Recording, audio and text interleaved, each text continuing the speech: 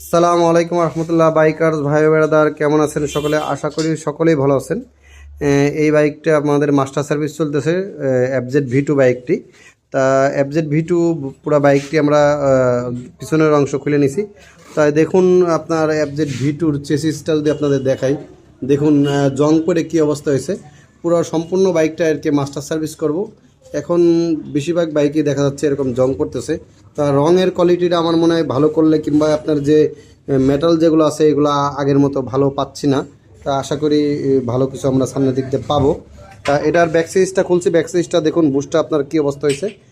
পুরো বেয়ারিংগুলো জং পড়ে পুরো অবস্থা খারাপ। এটা কতদিন যে মাস্টার সার্ভিস করে না উপর আল্লাহ জানে। তা এটা কিন্তু আপনার যে কোনো বাইক কিন্তু প্রতি 5000 কিলোমিটার পর পর কিন্তু মাস্টার সার্ভিস করাটা জরুরি। তা বুশটা যদি আপনাদের একটু দেখাই, দেখুন বুশটা খেয়ে কী অবস্থা হয়ে গেছে। পুরা প্রত্যেকটা জায়গায় মনে হয় বিয়ারিংয়ের ঘাট বসে গেছে। শুধু এক পাশ না, দুইটা পাশই। ওই পাশটা একটু বেশি, এই পাশটা একটু কম, এরকম আর কি। এই পাশটা সবচেয়ে বেশি। তাই ব্যাকসিস বুশের কারণে কী হবে, ব্যাকসিস বুশের কারণে কিন্তু ডাইনে বাই মোচড় দিবে। বাইকটি আপনার স্মুথলি যেটা টাইট ফিটিং বডি সেটা আমরা পাবো না। আর পাশাপাশি আমরা এটা হয়েছে সামনের সাসপেনশনের রডটা পাল্টাবো। সাসপেনশনের রডটা আপনার হয়েছে পাল্টানো লাগতেছে, এই জন্যই আপনার এই জায়গাতে স্পট আছে, যার ফলে আপনার অয়েল সিলটা লাগানোর পরেও টেকসই হচ্ছে না। এই যে দেখতে পারতেছেন, এই যে আপনার এই যে স্পট আছে এই জায়গায়। এই স্পটটা হয় কেন? স্পটটা হয়েছে আপনার যে অনেক সময় দেখা যায় যে জায়গায় ময়লা থাকে। আপনার সকা জাম্বার বাইকটি যখন আমরা দীর্ঘক্ষণ চালাইতে দেখতে পারতেছেন এই যে ময়লাগুলো জমছে। তা এরকম ময়লা কিন্তু আপনার এরকম এই জায়গায় জমে।